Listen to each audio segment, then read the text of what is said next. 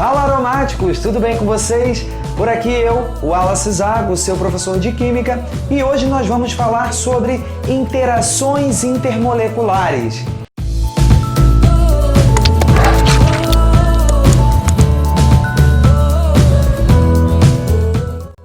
As interações intermoleculares ou as forças intermoleculares nada mais são do que a maneira como as moléculas interagem umas com as outras.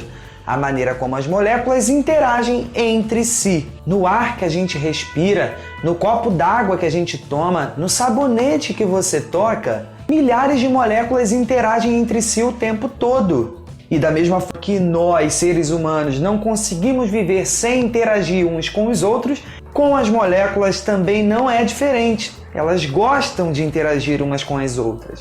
Essas interações são conhecidas e classificadas. Mas para entendê-las é necessário entendermos a polaridade das moléculas. Isso porque o momento de polo de uma molécula é fator determinante para o tipo de interação que ela vai ter com outra molécula. Os tipos de interação existentes são interação íon-dipolo, ligação de hidrogênio, dipolo-dipolo ou dipolo induzido, que também é chamado de forças de dispersão de London em um caso particular. As interações íon-dipolo, como o próprio nome sugere, são aquelas que ocorrem entre um íon, que pode ser um cátion ou um ânion, e uma molécula polar. É o tipo de interação que ocorre quando a gente dissolve sal em água. Esse fenômeno se chama solvatação e ocorre devido à interação íon-dipolo. Se considerarmos esse mesmo sistema de água com sal, há ainda outras forças intermoleculares atuando nesse sistema. Isso porque as moléculas de água também vão interagir entre si.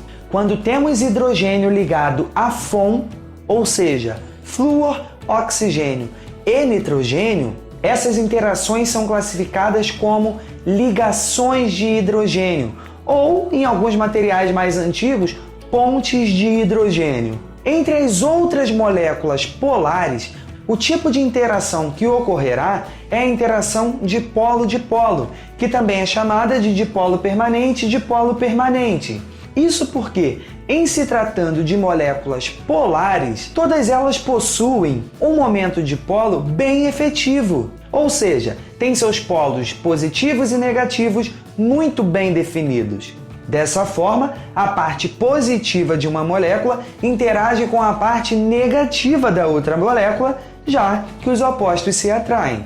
Já as moléculas apolares, embora elas não tenham cargas efetivas, elas também interagem umas com as outras. Embora elas não possuam cargas, elas são polarizáveis. Mas o que é isso? Nada mais é que o potencial que aquela molécula possui de ser polarizabilizada. E daí surge um termo chamado polarizabilidade, que está relacionado a essa capacidade que uma molécula apolar possui de formar em determinado momento polos por uma indução, por aproximação de um campo magnético. Esse tipo de interação que ocorre entre as moléculas apolares a gente chama de dipolo induzido, porque a molécula ela não possui cargas, está sendo induzida à formação desses polos por conta da aproximação de um campo magnético, que inclusive pode ser pela aproximação de duas moléculas apolares. A gente tem em determinado momento um deslocamento da nuvem eletrônica para determinada região.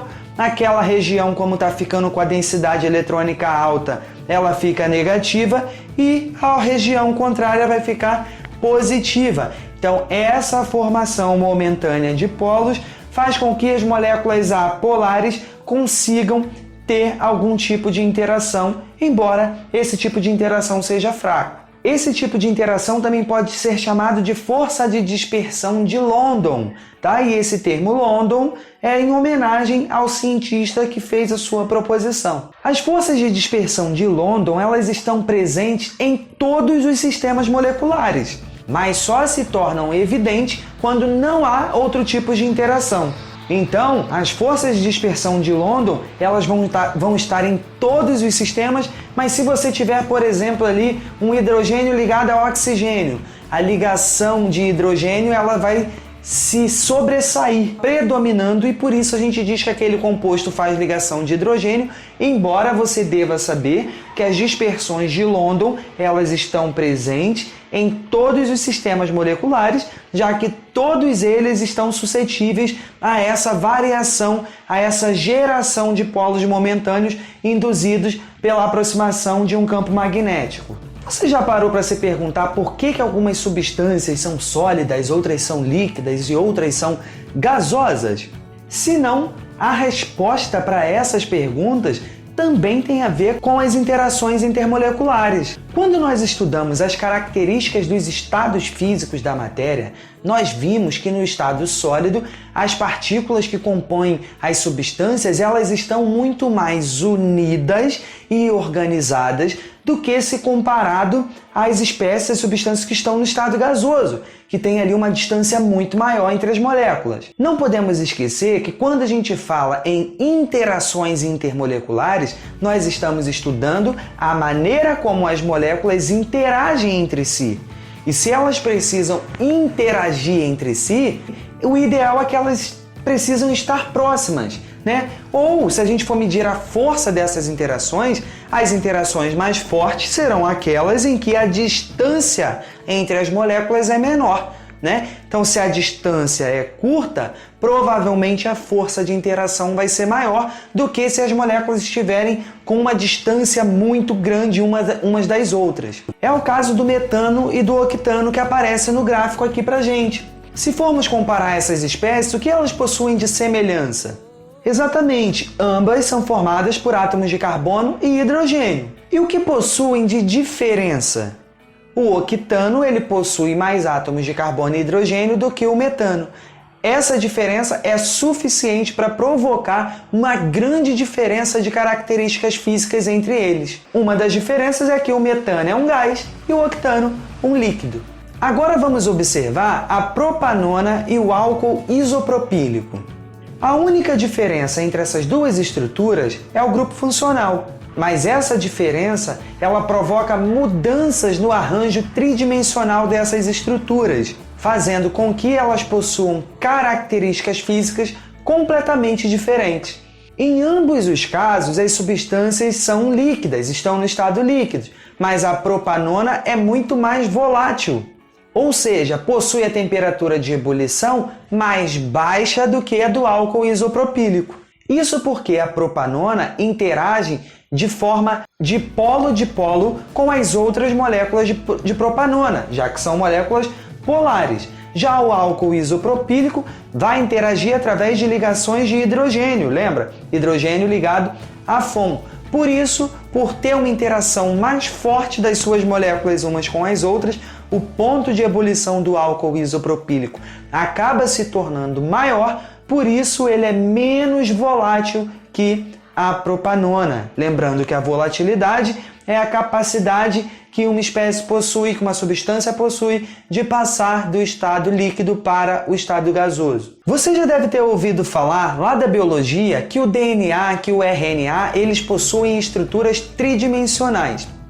E isso só é possível graças às interações intermoleculares. É dessa maneira que a timina se liga à adenina, interage com a adenina, e a citosina interage com a guanina. Então, são interações intermoleculares que garantem que essas estruturas consigam ter essas conformações. Nessa você ainda não tinha pensado, né? As interações entre elas são do tipo ligação de hidrogênio.